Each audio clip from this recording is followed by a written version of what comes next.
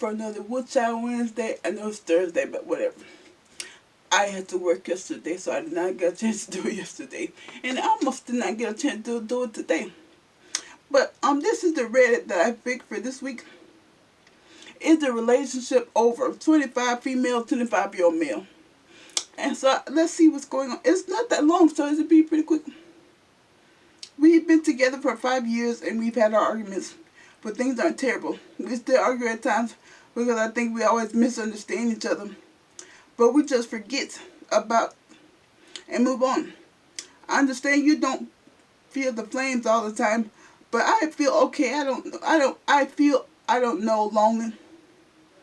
We first spend no time together and we live together. We both work, come home, and he immediately goes to play video games and I just stay in my room. If I want to hang out, I always have to plan it out and ask him. And I've already addressed this a few times and nothing has changed. He does help me when I have problems. And is there if I have something going on. But other than that, there's not much to this relationship. I don't know if I should try and stay and work things out because he is so nice to me and helps me out a lot. Or if it would just be better to cut my losses and leave. It would hurt to do so because I really care about him. But I'm just not sure what to do anymore. I mean, he's not done anything horrible, but I will say if you're not feeling it, you're not feeling it. That's just what it is, you know. Y'all live together, but you hardly ever see each other. That's crazy. And you probably don't want to see him. So, you know, I would talk to him about how you feel. Because if you're going in your room to avoid him and he's playing his video games to avoid you, that's a problem. Because y'all are in a romantic relationship. It's not supposed to be that way. So I wouldn't say just leave. I would talk to him first about it. And let him know how you feel. And see how he feels. And then kind of go from there. You know, I would never just say leave. You always talk to the person to see if there's anything that can be done. You know, hopefully there can be. If there cannot be, then you say your goodbyes. Yeah, that is pretty sad. I don't know. As far as me for this week, I asked my doctors about if I'm always going to sound like this because I feel like I sound like I'm from the islands. And you know how Stewie sounds different from his Family on Family Guy? That's how I feel. I feel like Stewie. I feel like I sound funny. Like I sound like I'm from the Bahamas or something. And I don't like, I mean, there's nothing wrong with that if I was from the Bahamas, but I am not. I'm from Alabama, so I should sound like I'm from Alabama. I should not sound like I am from, you know, wherever. And he said the part of my brain that got damaged in the stroke is the part that controls your accents and stuff. And he said by now it would have changed if it was going to change. And I mean, it could still change, but he doesn't think so. And so I may just be stuck sounding like this, and I may have to just get used to it. It just may be what it is, you know. I watch these videos back and I hear myself and I'm like, I sound so weird. It doesn't sound like me at all.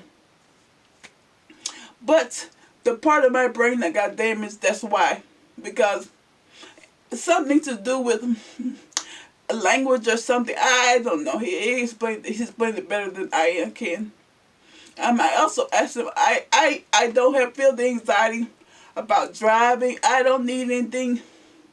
I think I just have to drive, you know. I think as I drive more, I will get more comfortable and it will be fine.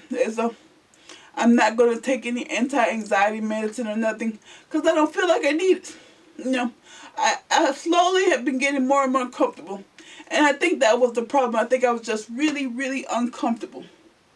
And so, through me driving to work and stuff, I've gotten a lot more comfortable. Thank goodness, because I did not want to have to take medication for that. Because I did not think it was going to last that long. And thankfully, it doesn't seem like it is. What else did he say? I got a good bill of health. Everything looks fine. I asked him, how can I try to prevent a stroke when I don't know what it is? and he told me I need to take baby aspirin and a cholesterol medicine, just in case, I ever get so upset that it gets out of control again. And I think that's what happened, that I got really mad. I was really upset. I don't remember being that upset, but maybe I was. I don't know. I don't know, but I could have been so upset that it would have gave me a stroke, but okay.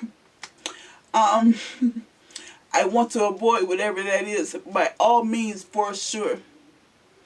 And that's about it. I mean, I got a pretty good bill of health. Everything was normal. There were no concerns. And they're very surprised by how quickly I have recovered, because it takes a long time normally, and to them this is fast. It was that fast to me.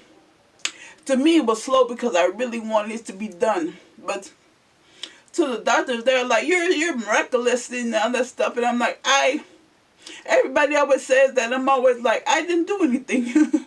I just wanted to get my life back, that's all. And so I fought for that. I would love to say it's because I'm so brave. I don't think it's because I'm so brave. I think it's because I'm so stubborn. I did not want people taking care of me. I just did not want that. I was never going to be happy with that. So I did what I need to do to get back to my life, whatever that is going to look like, But it wasn't going to look like me being taken care of by somebody else. I was not going to do that. So yeah, if you have any questions or comments, you can leave them down below, or you can send them to my Gmail account. And I will see you guys next week. Bye bye.